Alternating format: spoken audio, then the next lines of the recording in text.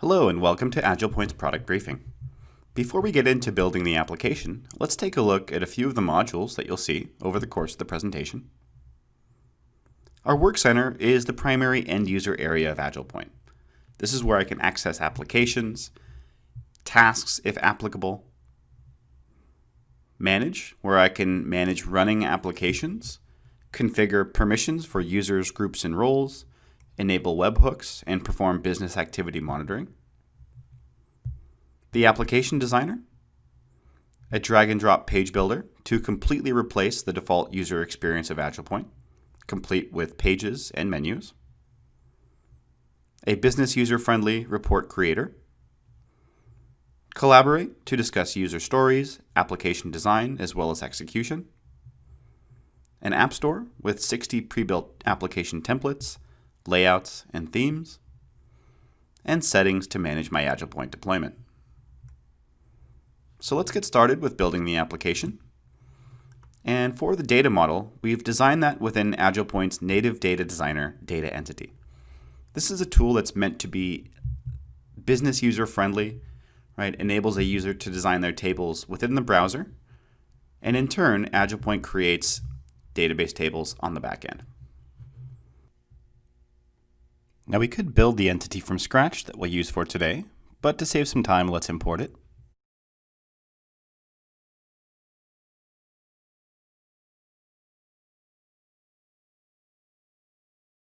As you can see here, it's capturing all of the details around our timesheet submission. I have relationships between tables. I can view the data, manage security both for this entity as well as globally.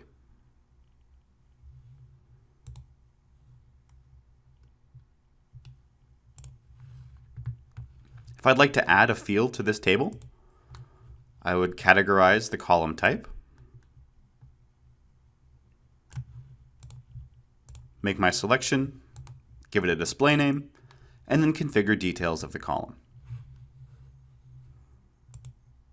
So let's get started building the application. Now the first decision here is what type of application am I building? Right, today's application will be process-centric, but this could also be a chatbot, an orchestration process, or an application that leverages IoT or machine learning. On the bottom, we have form-based applications. In other words, this could be a data collection sort of application or a CRUD app against some external data source. So let's select process-based application for today.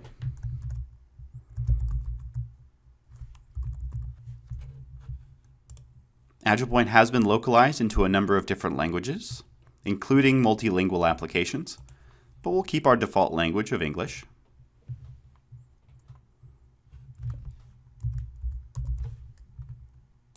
Now under process triggered by, you're seeing a number of manual submission events as well as automated event-driven triggers.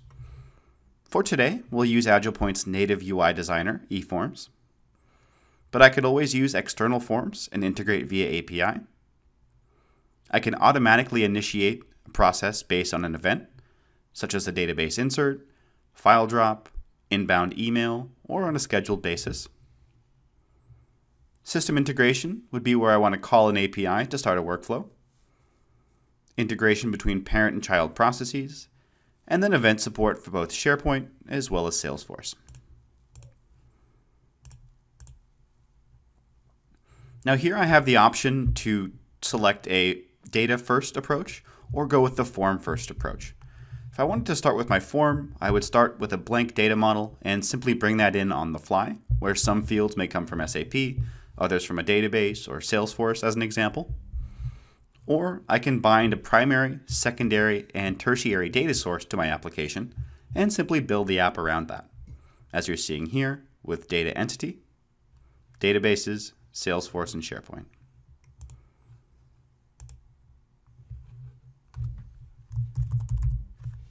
Now in this case here, I'm going to use that entity that we showed you just a moment ago.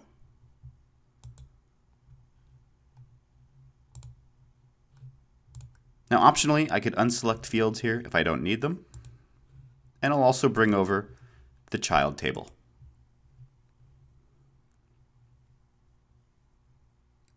So what this has done here is it's dropped me into the application designer. And as a refresher, this could be a chatbot, an IoT or machine learning driven application, human-centric process, as we'll see today, or a totally system-to-system orchestration-based process. When I click the plus button here, you'll see integration into 70 of the most popular cloud and on-premises systems, with 700 total workflow actions altogether. So as an example here, right, you're seeing a number of these different integrations. Now, not only is there extensive integration, but I can use some of these activities to dynamically drive workflow execution. As an example, you're seeing integrations for Azure Machine Learning and Amazon Machine Learning.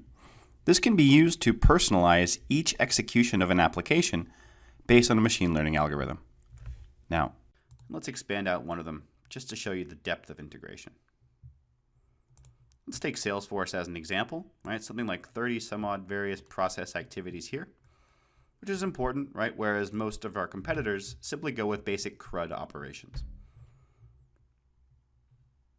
Now to get things started today, I'm going to drag over a start task.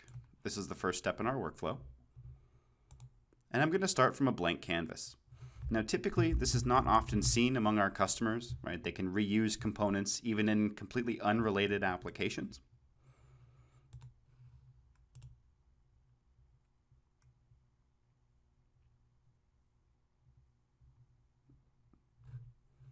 Now you're seeing here form settings have come up, right? This is where I can control behavior of the form, right? Things like the styling, how text is aligned, any tabs and where they're oriented.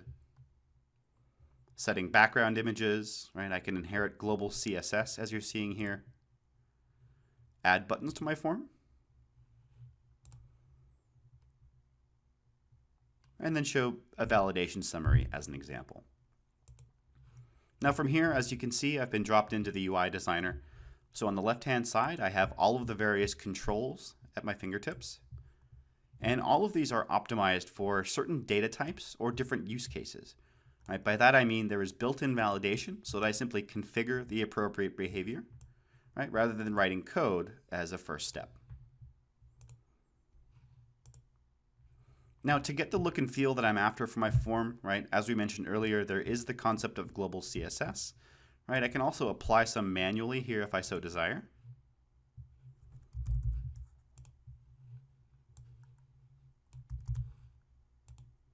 So when I enable this, you'll see that my look and feel will change. Optionally, as a professional developer, I can also inject JavaScript, right? Whether that's per form, per control on my form, right? I have lots of control in terms of how I'm bringing that JavaScript in. But for now, let's begin designing the application. So what I'll do first is I'm going to bring in an image. I'll show AgilePoint's logo on the form.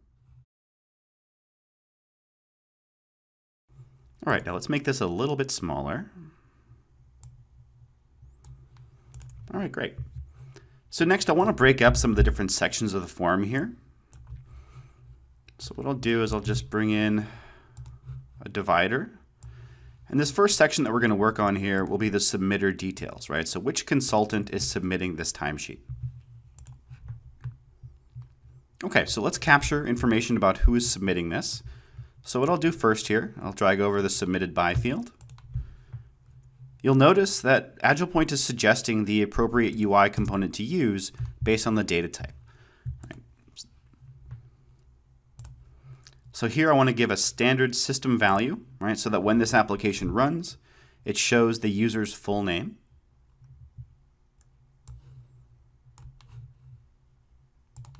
Let's do the same thing for the date of the submission. Again, AgilePoint is suggesting the appropriate control for me to use, and I'll give this as default value of the current date. Okay, so next what I'll want to do here is just bring in some details about the customer contact person, right? The person at this customer that I'll be working with. So first, I want to be able to select a customer. So we're going to use a drop-down list here. This will be for our customer name.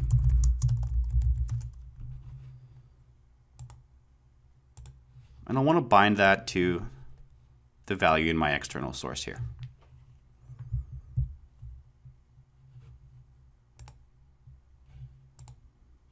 this is going to be a lookup.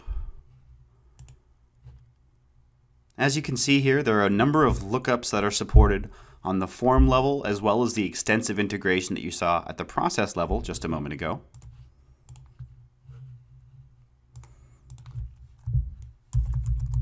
So here we'll be looking up the details of the customer's name. Since this is a drop-down list, we'll just be using name and value.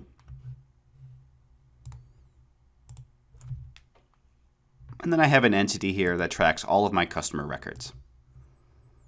Now in this case here, I want the customer's name to be both the name and the value.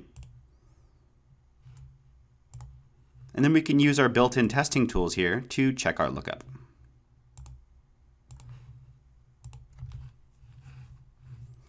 Okay, so next we'll capture data about the contact person at the customer. So there'll just be a few fields that I'll bring over the next couple of minutes.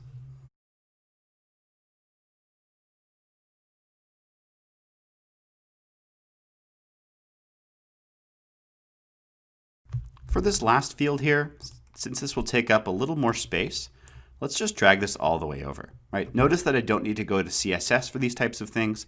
I can take full control of the look and feel of my UI. Okay, so let's build out the remaining sections of our form here. We'll want to reuse this little divider that we created earlier. So I'll copy that and just modify it slightly. This is going to be the timesheet details section.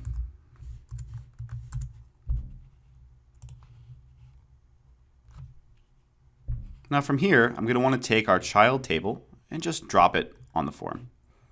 Right, notice that AgilePoint realizes this needs to be a repeating section, and it gives me a choice, right, for repeating elements. So let's select a subform here and just drag that all the way over and begin designing our subform. All right, great. So we'll want to select the purchase order that the work is being done against. So I'll select a drop-down list, and then I have an option here for the customer's purchase order. Now next, I just want to drag a few of the other fields that we'll need for this subform.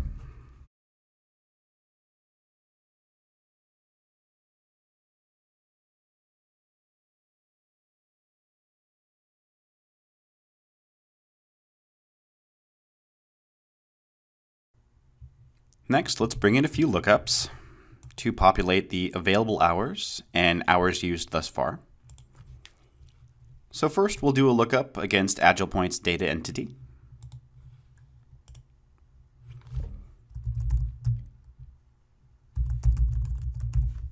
This will be multiple columns here.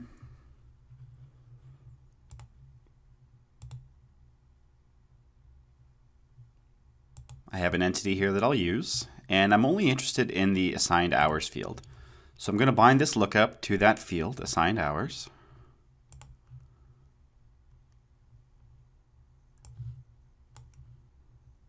And I want to add a filter to make sure that I'm pulling out the right details.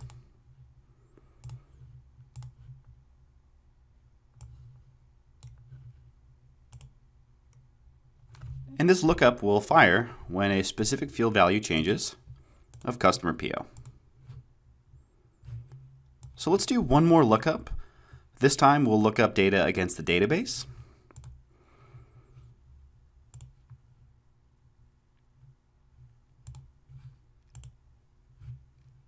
Now here I'm going to select an access token that was pre-created for me.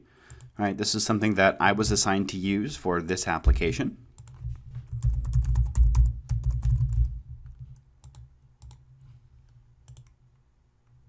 Now in this case here, I could configure this as you've seen a few times previous, but just to show you that we do have the ability to run advanced queries as well. So let's just validate this. And as we can see, the data is being returned for us. So again, this will trigger on a specific field value change, again of customer purchase order.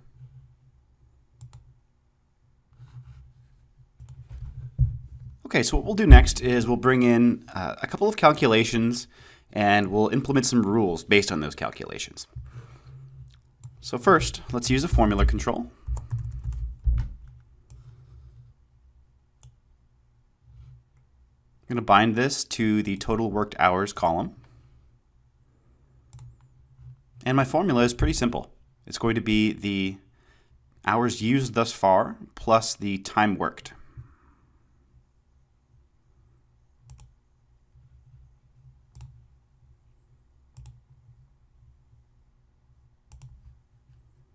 Okay, let's validate it.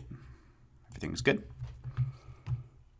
Okay, so what I'll do now is I'm going to bring in a rule on this formula field here. And the rule will be that if the hours worked is greater than the available hours, to show a message on the form.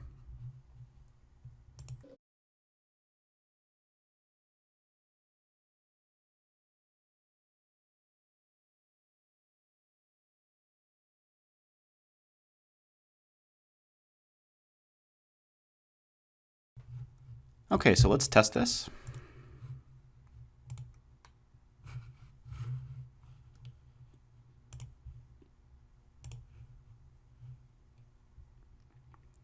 Okay, working well so far.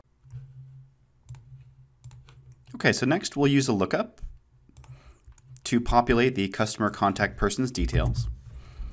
Now, as you've seen previously, this could have been configured. From a citizen developer's perspective, that would be the preferred option, right? But for the purposes of demonstration, we'll use the service.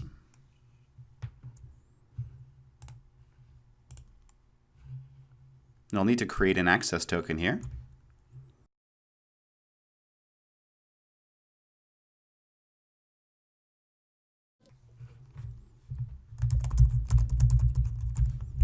This will be multiple columns here.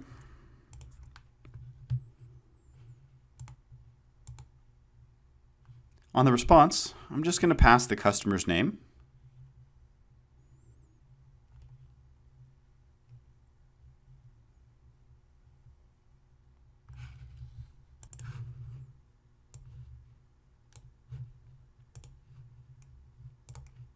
And on the response, we'll want to get the contact person, address, email, and phone.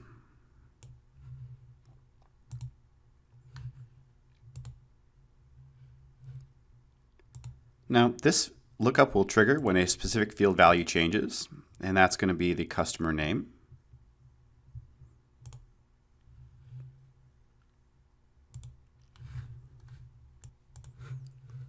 And let's test our lookup.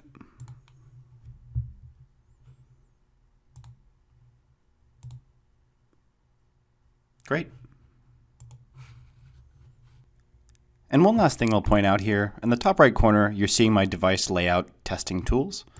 So you'll see that I don't need to mobile enable these applications specifically, right? The responsive nature will take care of all of this, though I do have the ability to readjust and move around certain fields if I desire. So let's go back and finish configuring this step in our process.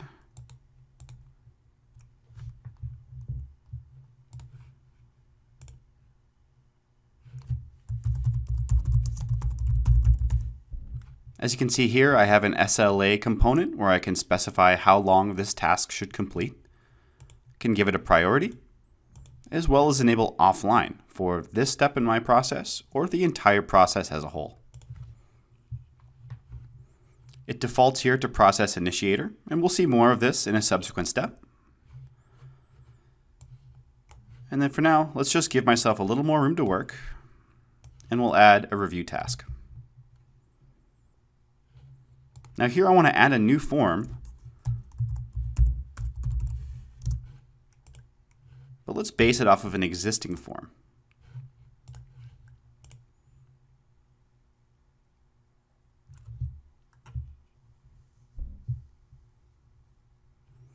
Now I could go and mark each individual field read-only, but there is a bulk edit feature here where I can do that in a single click.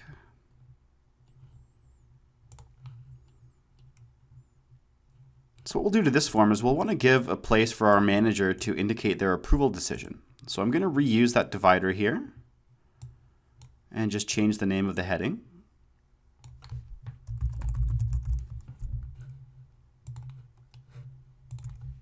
We'll want a way to indicate the approval decision. So we'll use a radio button here.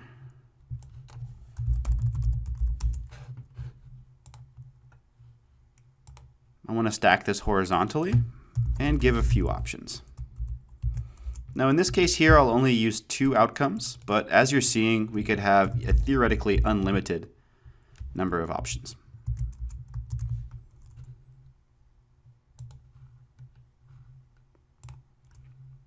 Let's make this mandatory. So in addition to the approval decision, we'll want to give a way to add comments, right? Offering some context around the decision. So this is also going to be a mandatory field here. And again, let's just drag this all the way over. So what I want to do next is bring in a rule, right? As you're seeing, both the approval decision and comments are currently mandatory. We'll build a rule such that if the decision is approved, then we'll mark the comments field not mandatory.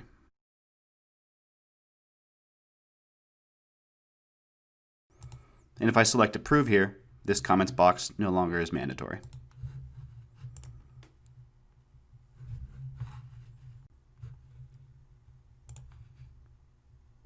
Okay, so let's configure this step here.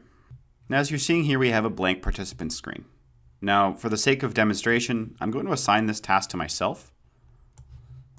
But as you can see here, when I drop over the process initiator variable, I have a button to automatically send this task to the initiator's manager. You'll see an email notification in just a moment, but I did want to point out the omni-channel nature of AgilePoint. Right? Depending on your preferred working style, you can be notified of AgilePoint work accordingly. SMS or messenger-based notifications, anonymous if I want to bring in unauthenticated users, partners, suppliers, customers as an example, as well as social notifications, in addition to email. So what we'll do next is we'll want to check the approval decision here. So I'm going to drag over a condition.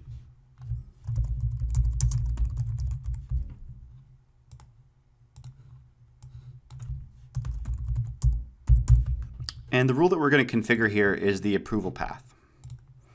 So what we'll do is we'll check the value in the approval decision. If that's equal to approve, our process moves forward. I've just validated this quickly. Otherwise, we'll take the rejected path. Now, if our timesheet gets rejected, I want to give the ability for the initiator to resubmit their timesheet. If it's approved, the first thing that we'll do is we'll send out a notification to the initiator.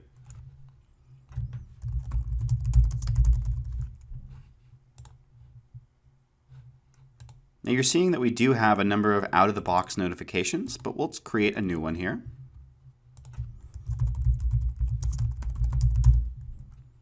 We're going to send this to the initiator of the process.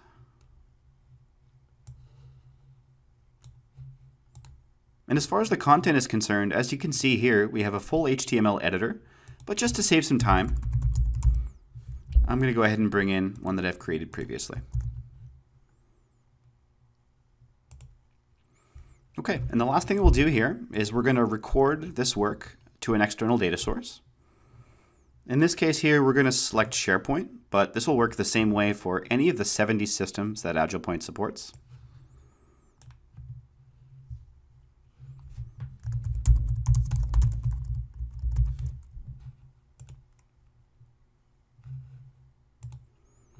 Now here, my admin, again, had pre-created a connection string to SharePoint.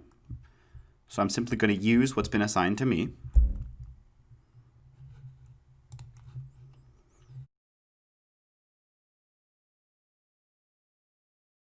And then I have a list here where I'll record the data. Now, as far as the SharePoint list is concerned, I'm just going to map these fields here. So there's a few fields that we're after: the consultant name, customer name, hours worked, and submitted date.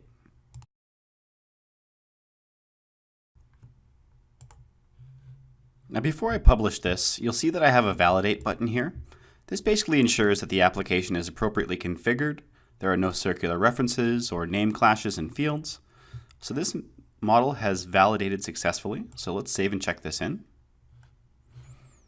And then as you're seeing here, when I select this application, that my toolbar is lit up here.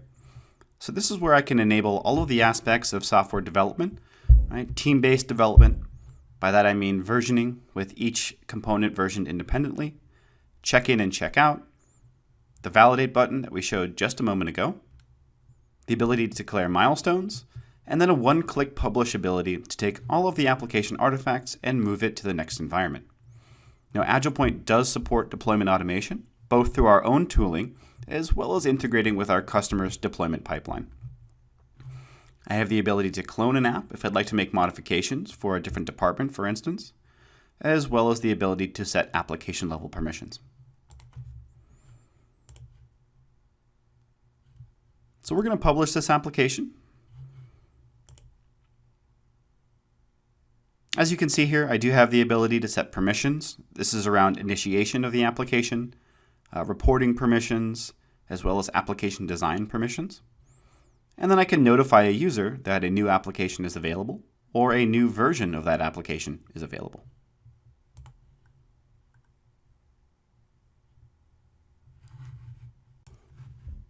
Okay, so let's run the application that we've built.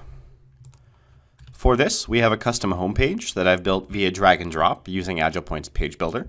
Right, so as a non-designer, I can create pages with menus to completely replace the default AgilePoint experience, right, including the portal menu that you're seeing up here at the top.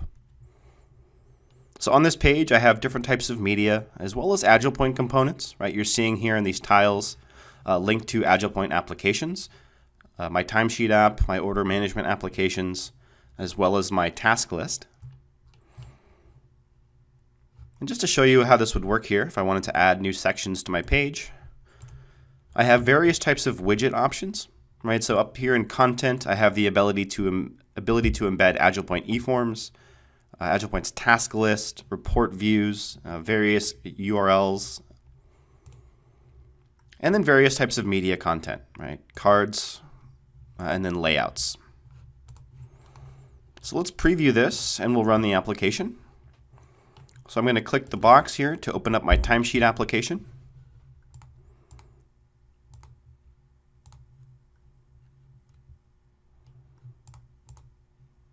And we'll select the purchase order.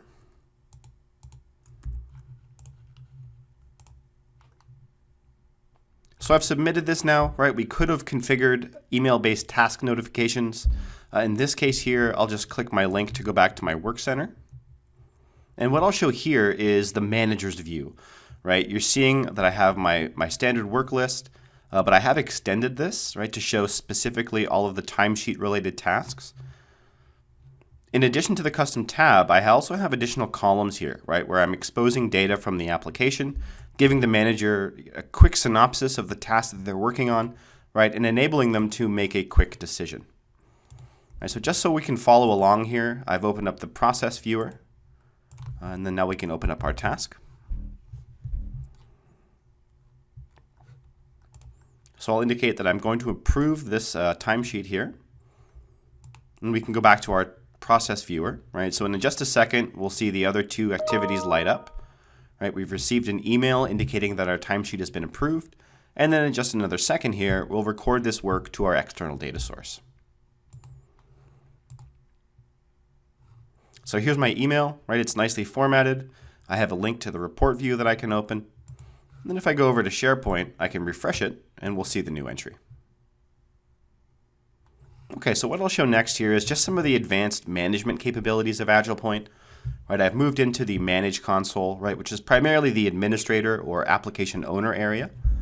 And from within here, I can monitor platform performance and health. I can configure webhooks, control access for users, groups, and roles. So as an example, if we just expand out the administrator role here, you'll see one of many layers of security, right? Now this is more at the portal and module level, right? There are additional permission levels available for both the page, data level, as well as at the application level. So here you're seeing permissions around users, right? Adding access tokens or connection strings, process related permissions, right? Like reassigning, canceling a task. access to the various AgilePoint modules, reporting permissions, as well as application design permissions. So let's show you how to manage running applications. So what I'll do is I'll just bring up all running instances of my invoice processing application.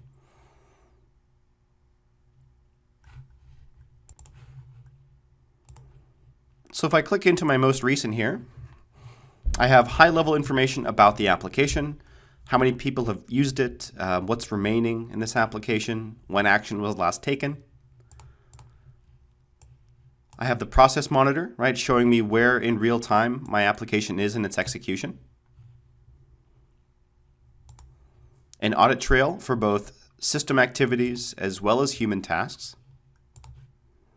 AgilePoint's event log, right, where every action raises an event that can be subscribed to. The data that's been captured, and then the process hierarchy if applicable. All right, so what I'd like to show you next are two of the more advanced management functionalities within AgilePoint, right? And the first of which is what we call change flow. Right, so what this does is it enables a user with the appropriate permission to completely override the default process behavior. Right, so in this case, right, a business exception that may arise, it's the end of the month, right? We don't have enough time for our process to run all the way through, but maybe there are a few key points of compliance that we need to maintain. Right, so just a moment ago, you saw me skip forward the application. In this case, it was a skip forward and a split. Could also be a rollback, could be merging. Right, for one reason or another, I have the ability to take full control over this application. So I'll apply this here, right, and you'll see that my application is now skipped forward.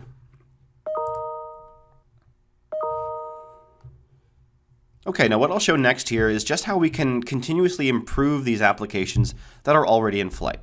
Right, for one reason or another, we may need to make enhancements. There may be new compliance controls that need to be reflected in our application. Right, but what we need to do here is to migrate this running instance to a newer version of the application. So I've suspended the application here, and then I'll just click the Migrate button. Now, as you can see here, I have a little drop-down list where I can select to which version I'd like to migrate this application. So I'll select the most recent here.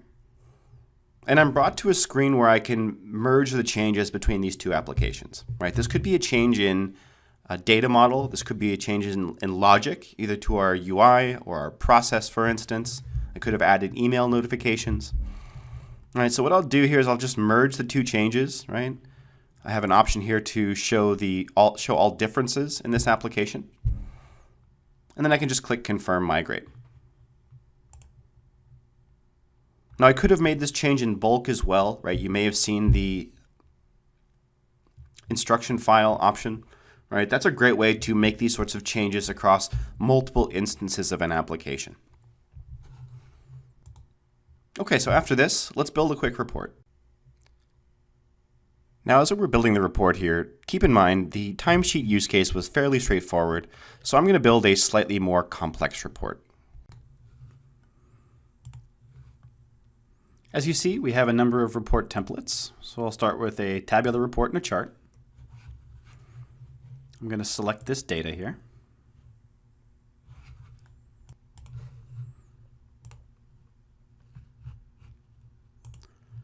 All right, let's do a preview.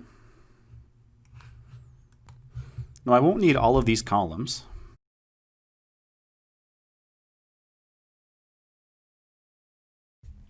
Now, under column configuration, I can clean up the column names as well as add groupings.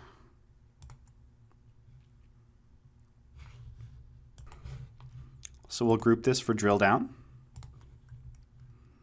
And this is going to be grouped based on status.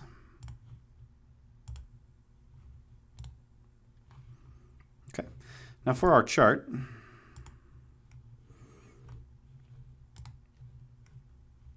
let's make this an animated pie. And the column here is going to be for status.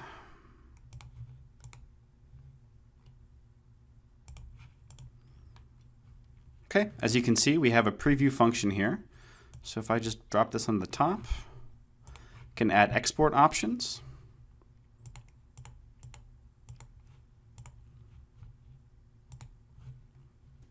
And now my report is ready to run. Okay, so here's my report.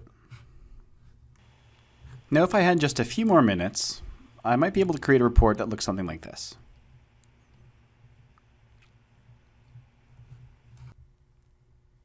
Now in closing here, there are a few unique capabilities from an AgilePoint perspective that I'd like to show you, right? And the first of which is the concept of bring your own portal, right? So far we've shown you how to completely replace the default user experience with AgilePoint using our page builder, but it's important to point out that you don't need AgilePoint's portal whatsoever, right? In fact, AgilePoint can meet your users where they're already working today using a feature that we call bring your own portal.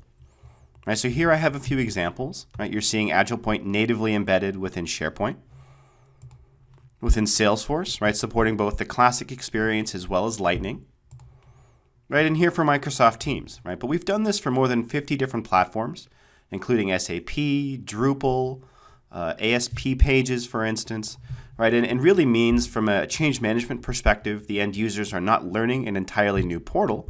Right, they're meeting AgilePoint in the systems that they're living and breathing in daily.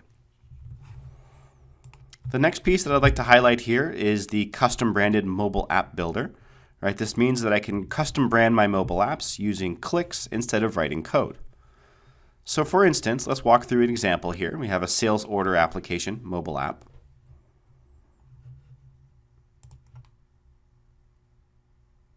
Right, now here I can give my application a name, declare default locale or versions, for instance.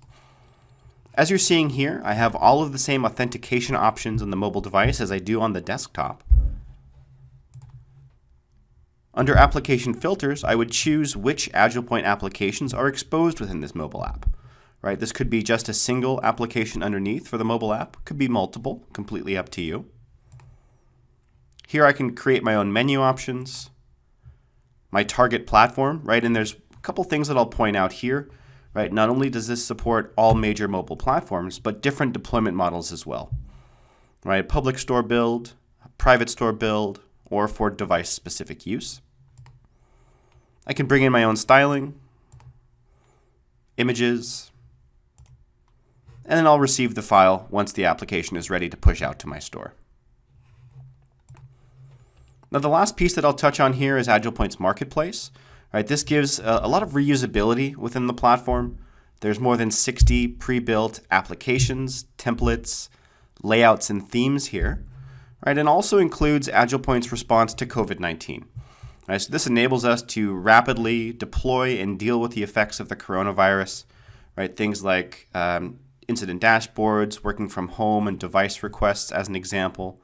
Right, as well as applications to indicate and manage any exposure to a given employee. Okay, so this concludes the product briefing side of AgilePoint's entry into the low-code application platform's Magic Quadrant. Thank you so much for watching.